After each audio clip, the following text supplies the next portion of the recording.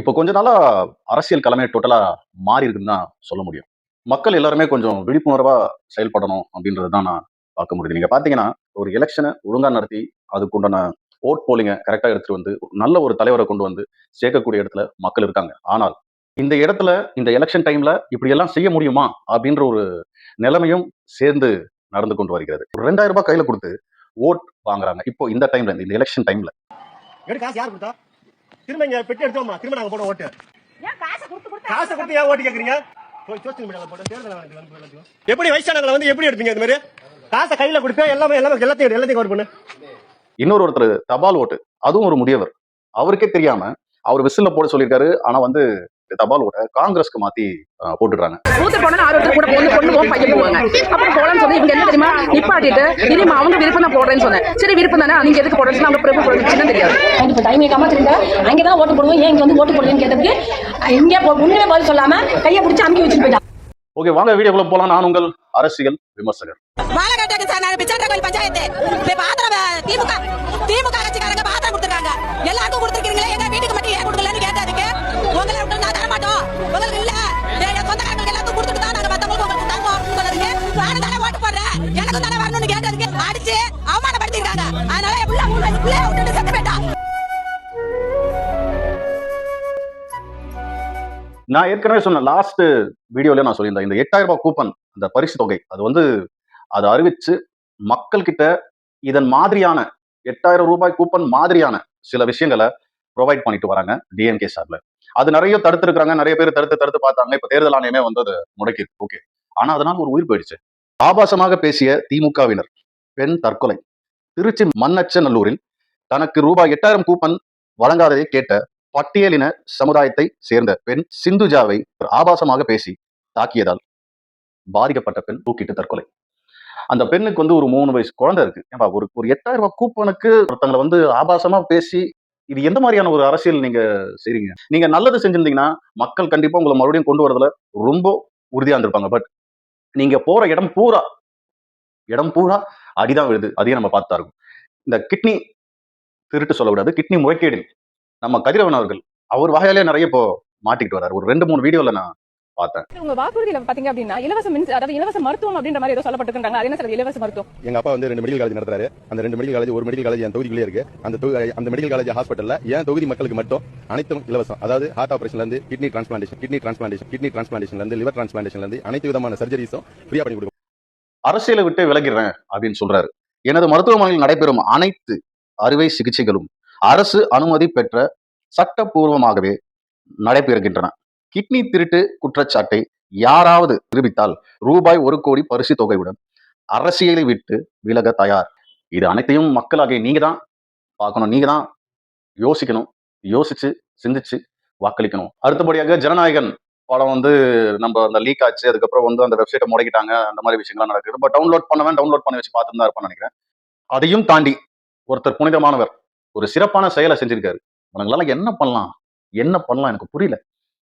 500 கோடி 550 கோடி செலவு பண்ணி ஒரு ப்ரொடியூசர் ஒரு படம் எடுக்கிறது எவ்வளவு கஷ்டம்ன்றதை நான் ஏற்கனவே சொல்லியிருக்கேன். உள்ளூர் கேபிள்ல இந்த படத்தை ரிலீஸ் பண்ணி வச்சிருக்காரு.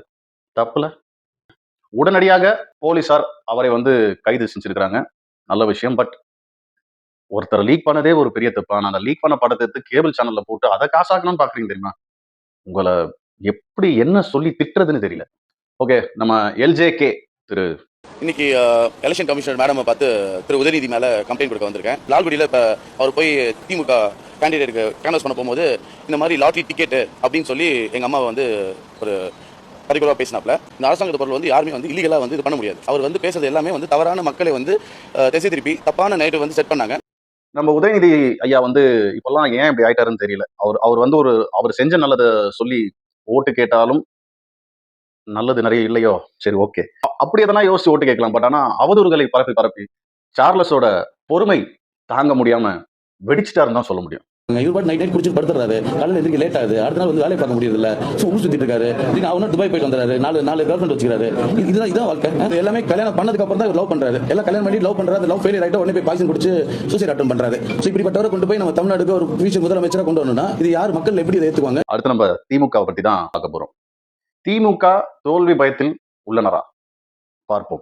எல்லாத்துக்கும் திமுக தான் காரணம். நடக்க போறது மாநில அரசுக்கான தேர்தல். அப்ப திமுக தான் குறி வச்சு அடிக்க முடியும். விஜயை எவ்வளவு தூரம் முடக்க முடியுமோ அவ்வளவு தூரம் முடக்கணும்னு திமுக நினைக்குதுன்றது உண்மை. அது எந்த சந்தேகமும் வேணாம். அரசியல் ஜெயிக்கிறதுக்கு முதல்ல கத்துக்க வேண்டிய படம் எதிரியை ஃபிக்ஸ் பண்ணணும். 9 எதிரி இருந்தாலும் பிரதான எதிரி யாருன்னு நம்ம முடிவு பண்ணணும். என் எதிரி திமுக தான். விஜய்க்கு நான் ஓட்டு போடுவேன். அவருக்கு ஆதரவு இருக்குங்க. மிகப்பெரிய அளவில் அவருக்கு ஆதரவு இருக்கு. மக்கள் பெரிய அளவில் கூடுறாங்க. அது வெறும் அவரை பார்க்க வர கூட்டம் ஓட்டு போடாதுன்றது அயோக்கியத்தனமான வாதம். கூடுற கூட்டத்தில் 2/3 70% ஓட்டு போடுவாங்க. அப்படி போட்டாலே தமிழ்நாடு அரசியல் கந்தரவலம் ஆக போகுதுன்னு அர்த்தம். எவன் ஜெயிப்பான் எவன் தோப்பான்னு சொல்ல முடியாது. எக்ஸிஸ்டிங்காக 2 பிளேயர்ஸுக்கும் பெரிய அடி காத்திருக்குது. அப்படிதான் எனக்கு தோணுது. அது ஒருத்தருக்கு அடி காத்திருக்கு. அது யாருன்றது நமக்கு தெரியல. திமுக மீண்டும் ஆட்சி அமைக்குமா அமைக்காதா என்ற கேள்வி எல்லாருக்கும் வந்துட்டே தான் இருக்கும். மீண்டும் ஆட்சி அமைப்பது சிரமம். உளவுத்துறை எச்சரிக்கை. சிரமம் தான். உண்மையிலேயே எதிர்பார்த்திருக்க மாட்டாங்க. இந்த அரசியல விஜய்னு ஒருத்தர் வருவாரு, அவர் கால் தடத்தை வந்து பதிப்பாரு.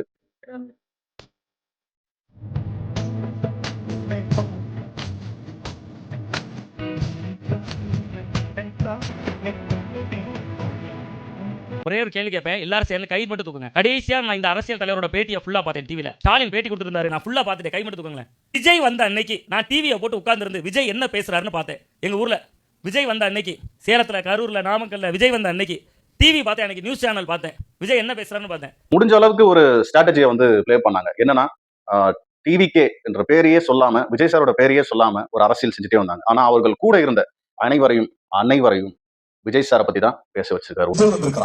அவருடைய நோக்கம், ஒரே நோக்கம் திமுகவை வீழ்த்துவதுதான். நான் கேட்கிறேன், திமுகவை வீழ்த்துவிட்டு அந்த இடத்தில் விஜய் வந்துவிட முடியுமா? முதலமைச்சராக அமர்ந்து விட முடியுமா? ஒரு அமைச்சர் தலைவரா பின்னோக்கி செல்கிறாரோ திருமாவளவன் அவர்கள், அவருக்கு தான் வெளிச்சம். கருணாநிதித்தான். நம்ம அண்ணாமலை ஒண்ணு சொல்லியிருக்காரு, பார்த்து படிக்கவே ரொம்ப சுவாரஸ்யமா இருந்தது அந்த கருணாநிதி தனம். கடந்த 5 ஆண்டுகளில் திமுக அரசு மகளிருக்கு கொடுத்தது ரூபாய் 37,000. அதாவது ஒரு நாளைக்கு ரூபாய் 20. ஆனால் திமுக அரசு வாங்கிய கடன் நாளொன்றுக்கு ரூபாய் 150 என மொத்தம் ரூபாய் 6 லட்சம் கோடி. இதற்கு பெயர்தான் கருணாநிதித்தனம். என்னுடைய நண்பர் அவர் வந்து திமுக தான். அவரும் நானும் மீட் பண்ணும் போதெல்லாம் கண்டிப்பா அரசியல் பத்தி பேசதான் செய்வோம். நான் வந்து டிவிகேக்கு பேசுவேன், அவரு டிஎம்கேக்கு பேசுவார். அப்ப பேசும்போது அலட்சிய வார்த்தைகள் நிறைய பார்ப்பேன் அவர்கிட்ட. ரொம்ப அலட்சியமான வார்த்தைகள் பார்ப்பேன். அதெல்லாம் நாங்கெல்லாம் பெரிய ஆளு அப்படின்ற மாதிரி, நீங்களாம் ஒண்ணுமே கிடையாது அப்படின்னு. இந்த அலட்சியமான வார்த்தைகளை நிறைய ஊப்பிகள் வந்து எல்லாருக்கிட்டையும் வந்து பரப்பிட்டு வராங்க. அந்த அலட்சிய பேச்சு வந்து உங்களை வந்து ஒரு மாதிரி மட்டம் தட்டுற மாதிரி உங்களுக்கு எதனா தோணுச்சுன்னா தயவு செய்து நீங்க அதை நீங்களே நம்ப கூடாது அந்த இடத்துல. ஏன்னா டிவிக்கே ஜெயிக்கிறதுக்கு உண்டான அனைத்து விஷயங்களும் பிரகாசமாக இருக்கிறது. இத்தனை தொகுதியில நீங்க வந்து வெற்றி பெறுவீங்க அப்படின்னு சொல்லி எனக்கு கேட்டார். அது கேட்டதுக்கு நான் சொன்னேன், வெற்றி பெறணும்னு ஆயிடுச்சு, 234 வெற்றி தான் அப்படின்னு சொல்லிட்டு போ. அதுதான் உண்மை, அதுதான் நடக்கும் போது. உங்களோட அலட்சியமான வார்த்தைகளை யோசிச்சு நீங்க பின்தங்க வேணான்னு கேட்டுக்கிறேன்.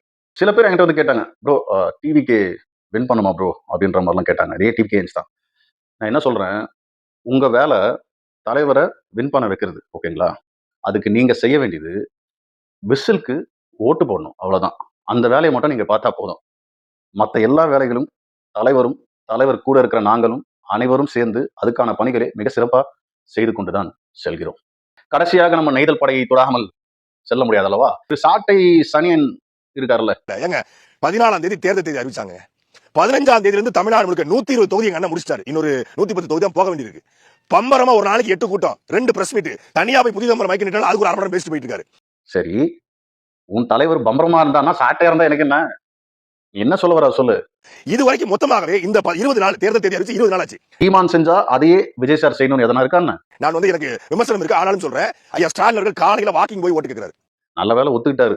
உன்னை யாரா கொடுக்க சொன்னது? உங்களை யாரு வாங்க சொன்னது? உன்னை யாரு கொடுக்க சொன்னது? யாரு வாங்க சொன்னது? 1/2 பவுன் 1 பவுன் தாலி வாங்கி கூட ஒரு புள்ள கழுத்துல கட்ட முடியாத அந்த 5 லட்சம் 10 லட்சம் உங்க கை காசு போட்டு கட்சி நடத்தாம அதான் அந்த பிள்ளைய கடைசி வரைக்கும் வாழ போறானே. திரள்நீதி காசுல கிடைக்கிற காசை வச்சு கட்சி நடத்துறீங்க, கடைசி வரைக்கும் கட்சியை காப்பாத்துறீங்க. கேட்டான் பாத்தீங்களா அந்த பையன்? இவ்வளவுதான் இருக்கிறீங்க நீங்க. ஃபர்ஸ்ட் உங்களை பத்தி தெரிஞ்சுக்கங்க. நீங்க இவ்வளவுதான். நன்றி, வணக்கம். vote for. நான் தன்னந்தனியாளு, நீயால நம்ம பாரு கொஞ்சம் நவுந்தேனா